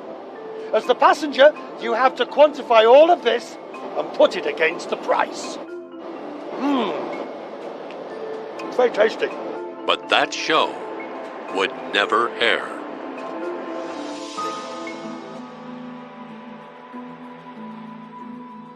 Welcome back. We have more now on the breaking news that we are following very closely in this hour. Malaysia Airlines reporting that it has lost contact with one of its jumbo jets about 2 hours into the flight. I want to bring in CNN's Richard Quest, who was actually, coincidentally, has been shooting a story on the airline and has spent time with the airline's CEO.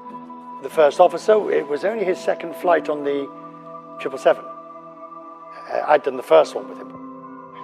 The co-pilot on Richard's flight just 1 month earlier, the very same one on MH370. Richard was invited to the cockpit, not knowing that the pilot sitting in front of him would disappear, along with a plane full of passengers, in a matter of weeks. He was just a young, up-and-coming first officer flying a 777 in Malaysia. You're a well-respected guy. You're kind of a rock star. With perhaps maybe too much of a rock star attitude. Just days after the disappearance of MH370, a shocking story obtained by 9 News Australia. Holiday snaps that show on this particular Malaysia Airlines flight how two young, attractive girls were invited into the cockpit for an entire international flight. Were you there for takeoff? Yes, we were. And landing? Yes. Even though the pilots were responsible for possibly hundreds of passengers, it's claimed their focus was on entertaining their teenage guests. More chilling is the fact this co-pilot, Farik Abhamid, is the very same pilot aboard the missing Malaysia Airlines flight. In the U.S., after 9/11, to this day, the U.S. is very strict with cockpit safety. You know, there will be a drink cart blocking the cockpit every time a pilot goes in and out. And what I've noticed flying internationally, that isn't the case. The first thing I did think about was, okay, this is a terrorist activity, right? Someone must have gotten into the cockpit. But what if it wasn't a stranger in the cockpit? It has all the hallmarks of an inside job. It's funny how you question everything when you don't have an answer. David Susi, a former FAA investigator, says even the purported airport security video raises questions. It's a little too nonchalant. If you look at them, their eyes are cast down. If you start piecing together the circumstantial case here, you're really left with only one conclusion. It was done by a human hand. The question we have left is, what human? Why are all these communication paths shut down? That's where it doesn't add up. There's no reason for us to change any of the functions on the transponder. It's usually on or it's in a standby mode. This is one of the mysteries of Malaysia 370. Turning those off is very easy, so you're very quickly invisible to most air traffic control radar screens. The report does not conclude whether it was turned off or it failed. They cannot tell that. The suspect most often brought up, unfortunately, was the captain. And you get these weird things coming out. He had a flight simulator at his home. He apparently had practiced flying flights down to the southern Indian Ocean, where there's nothing there.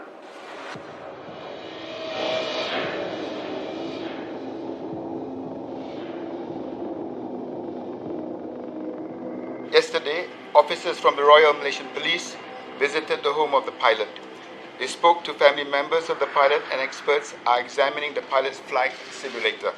He had two homes. Rumor is he was having an affair, but we don't know. Investigators are still combing through every scrap of information, much of it collected here at the pilot's gated community. What we've learned over the years is that Zahari, while having this facade of being the ultimate seasoned airline captain, there was a lot of evidence he was clinically depressed. He was estranged from his wife.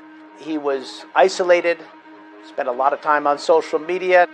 These things have happened, about a half dozen of them in all, involving airliners, where for one reason or another, a crew member decided to take out himself and all the passengers sitting behind him. Just over 1 year after the disappearance of MH370, German Wings Flight 9525, traveling from Barcelona to Dusseldorf, Germany, smashes into a mountainside, killing all 150 people on board. The co-pilot did it on purpose. To me, it's unthinkable that a professional, especially this captain, would consider not only taking his own life, but taking the life of other people with him. It makes no sense to me as an airline pilot. I want it to be unthinkable when I strap myself into an airliner's seat, but it's happened. To say it's disquieting for a passenger is an understatement. It was as simple as depressurizing that cabin. And we do know that the aircraft flew up to 40,000 feet, where the air is particularly thin, and the time of useful consciousness for any human being is very short. It would not take long to incapacitate and ultimately kill all the passengers.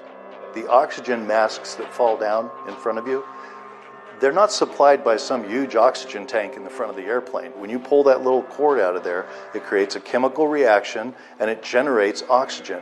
That only lasts maybe 10 minutes. If in fact that cabin was depressurized purposefully, by someone on the flight deck. Those people in the cabin did not suffer. It was just lights out. The biggest red flag here is that, as of today, if a pilot's going through mental health issues, if they answer questions truthfully, they could lose their job. For Richard Quest, the pilot theory doesn't fully add up. At the moment, you cannot say beyond a reasonable doubt, in my view, that it was the captain that did it.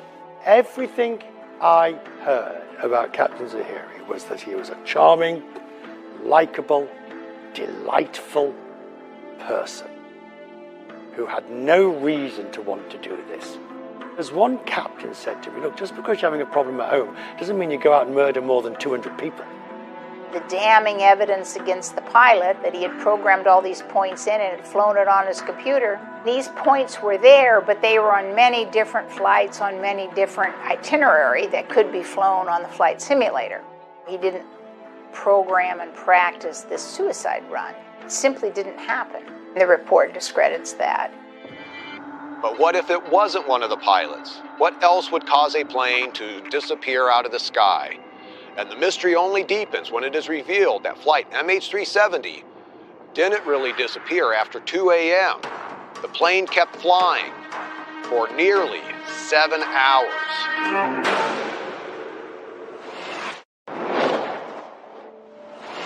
March 8th, 2014, Malaysia Airlines Flight 370, what was supposed to be a routine 6-hour red-eye flight from Kuala Lumpur to Beijing, is anything but. Within 40 minutes of takeoff, the flight literally disappears into thin air. It's a made-for-TV movie, mystery. I think the biggest question is why? What happened to MH370 isn't normal by any stretch. Even more unusual, a discovery just days after the disappearance. The 777 being used for flight MH370 that night had been equipped with a satellite communications system connected to a London-based company called Inmarsat. It never vanished from satellite communications. Whenever a plane goes missing that has a contract with Inmarsat, the first thing they do is go and get the data. It's discovered MH370 connected with Inmarsat satellites 7 times over the course of roughly 6 hours, after the plane was last seen on radar at 2:22 a.m. Something known as a handshake. Hang on, this plane handshaked 7 times. MH370 used an Inmarsat satellite system to transmit its position.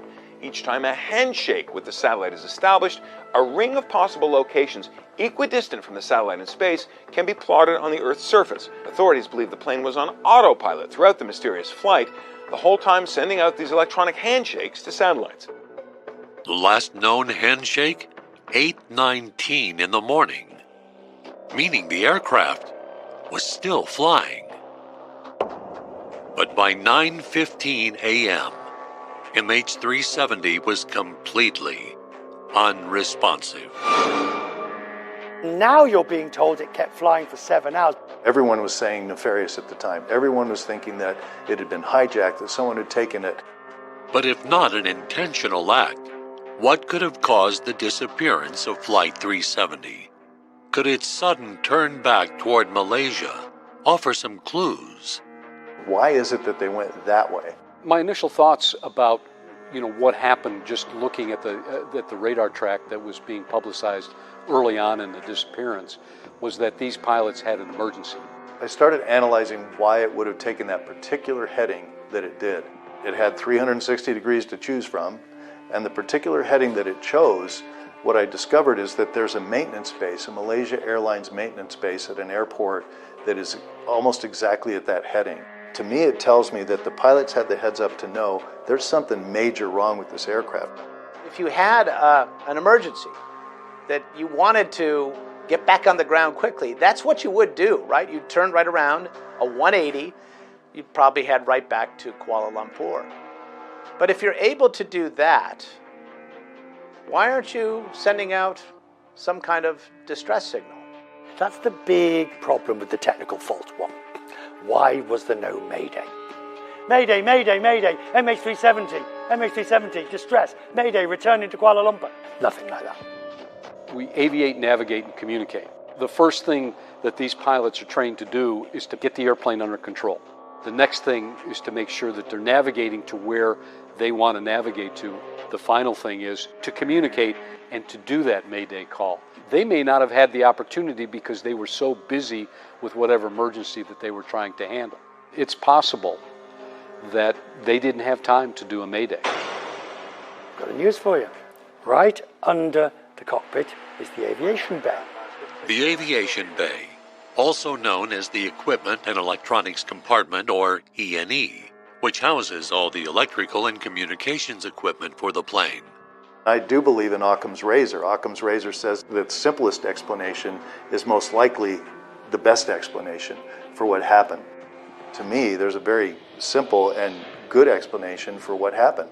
And what that is to me is an explosion or a fire inside the E&E compartment, the equipment and electronics compartment, that would have taken out all the communications in the aircraft at one time. The David Susi magic fire story just does not add up. It really doesn't. I don't know of a scenario where a fire could occur that quickly, eliminating all those layers upon layers of communication. The amount of communication that had to go out instantaneously is actually kind of stunning. And even if there was a fire in one part of that E&E bay, it seems to me that the crew could have gotten some sort of message out, some sort of Mayday signal out. And then, if that fire is raging, and presumably there's nobody there to stop it, how did the plane keep flying for 7 hours? It just doesn't add up. Literally underneath the pilots, 2 large oxygen cylinders. Did they explode? Was there a slow leak that they all just slowly went off to sleep? The official report says, buried in the midst of it, they cannot rule out that this was an accident event. They know for a fact, it's documented, that the oxygen system had a leak. They had to keep replenishing it. And the report said it could have been an oxygen event. We can't rule that out. Could the explanation be even more bizarre? What's in the cargo hold has investigators scratching their head.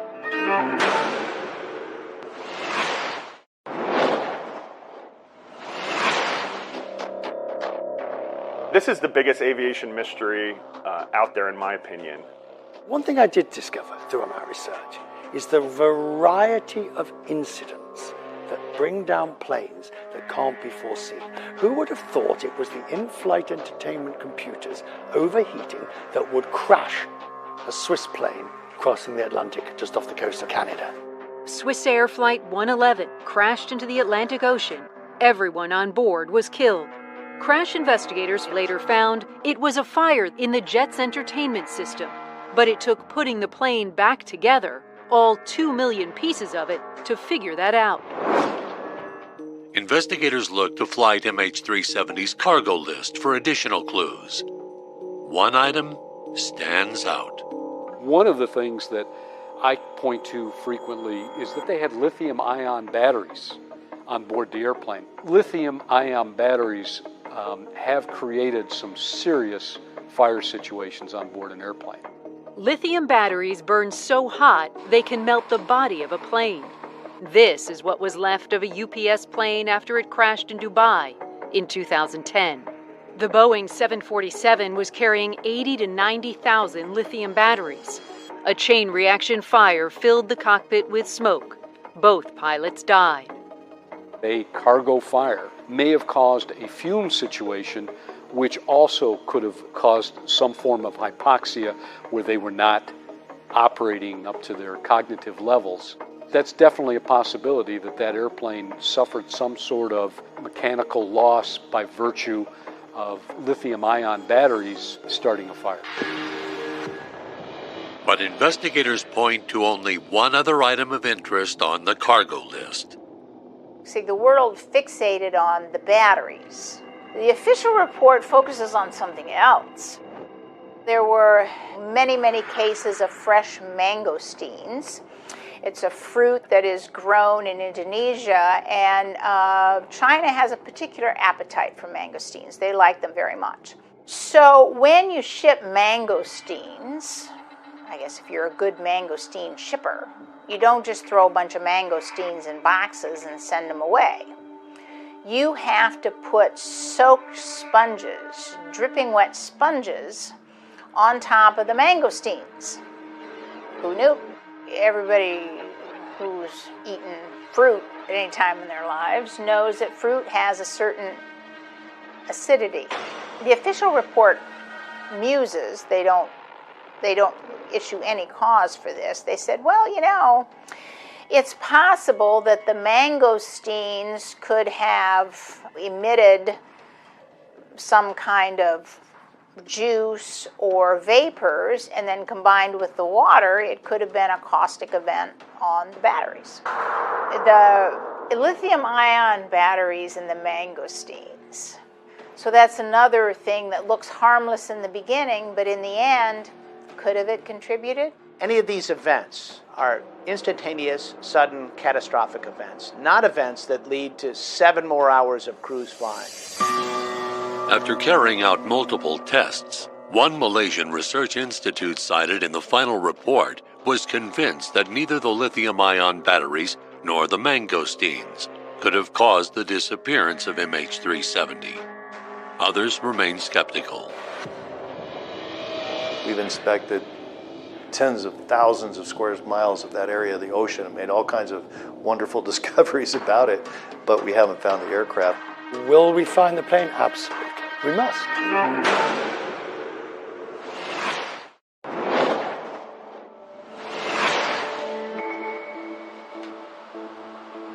That day, 8th of March 2014, will always remain a dreadful memory. You know, the trauma was more because of uncertainty. It could be a missing plane, it might be somewhere.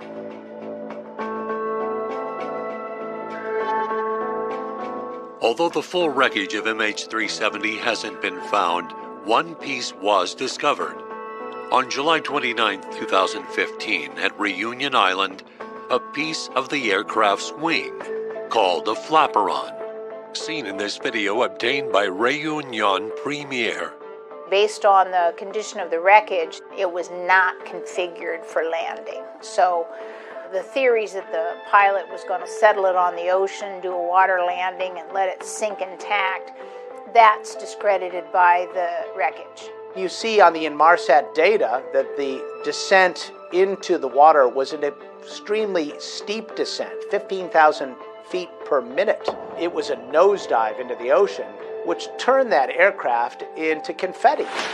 Ultimately, there may not be any hull under there to identify. It's just in too many little pieces. Over the next several months, multiple other airplane pieces, ranging from an engine part to a closet door, believed to be from MH370, washed ashore, from Mozambique to Madagascar. But after 1,046 days of searching for the missing plane, the search ended in 2018, 4 years after MH370 disappeared. There is not one new fact about what happened in the cockpit that night that caused its missing. I repeat that. There is not one new fact about what happened in the cockpit on that night that tells us what happens. We do know that there were missed opportunities on the night to try and solve this mystery. There's no debate about this in the report. At 2:27 a.m. is when Malaysia had the obligation to issue the distress call. Had they done their jobs, they'd have found that plane. If we do find the airplane, will we find answers? I think we will. The flight data recorder will have a lot of information. That's assuming that it wasn't compromised by sea level pressure, water intrusion, so on and so forth. By theory, they're supposed to be able to withstand that. I think MH370 captivated the world really for two reasons. One, because it was so amazing. I mean, how could this airplane vanish? But I think a very close second is that people did not want to believe it. So many people wanted to latch on to a crime scene explanation. You know, oh, the pilot did it. The pilot committed suicide. And there is one sure conclusion in the report, is that there's no evidence of that. None. Listen, we all are fascinated by mysteries. Yeah, it could happen again. Flying is still extremely safe, so it's not going to stop me from exploring the world. I can only imagine what it is like for those family members who lost loved ones and to not know the real story. What do you think happened? That's $1 million question which has never been answered up to now. You know, initially I was just convinced that it would be found. I was just sure of it. But at this point now, so many years later, I think not. Hopefully one day we get answers, but I'm not holding my breath. Will we ever know what really happened to MH370? That remains a mystery. I'm Paul Holes. Thanks for watching.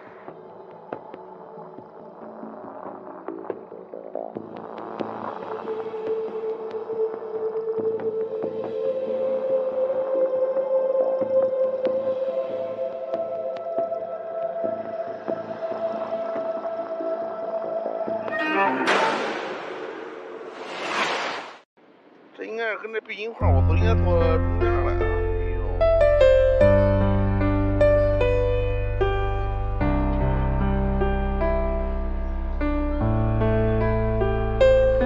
谢谢喵咪，谢谢喵咪的幽默。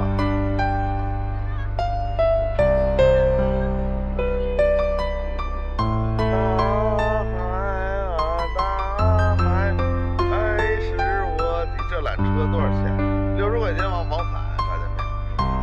哎，咱这有40级的哥们儿喊个喇叭吗？随便看大海或者滨发秦皇岛，帮我喊个喇叭行吗？40级大哥喊个分。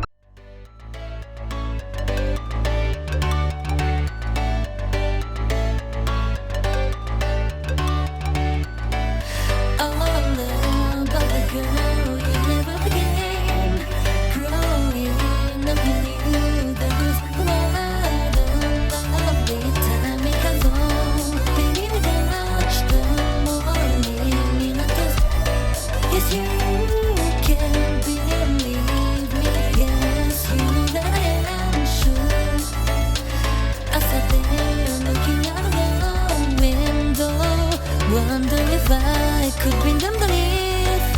I could bring my lover. And baby, you make me wait. Now here we go, going back on the road. Now here we go, going back on the road. Now here I go, going back on the road. Now here I go, going back on the road. When you back there again, play the music back there again. I saw the looking out of the window.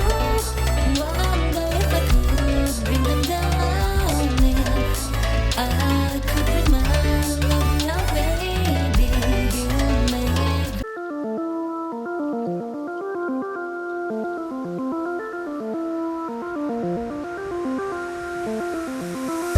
Shorty, if you really wanna go, baby, then you gotta take me the mess. I tried to soak in all the years and take it all in, but I come up for a breath and cry. I gave my drama, gave my simple, gave my friends a helping hand. I bet you know that they are dead. I wish I could tell you this, the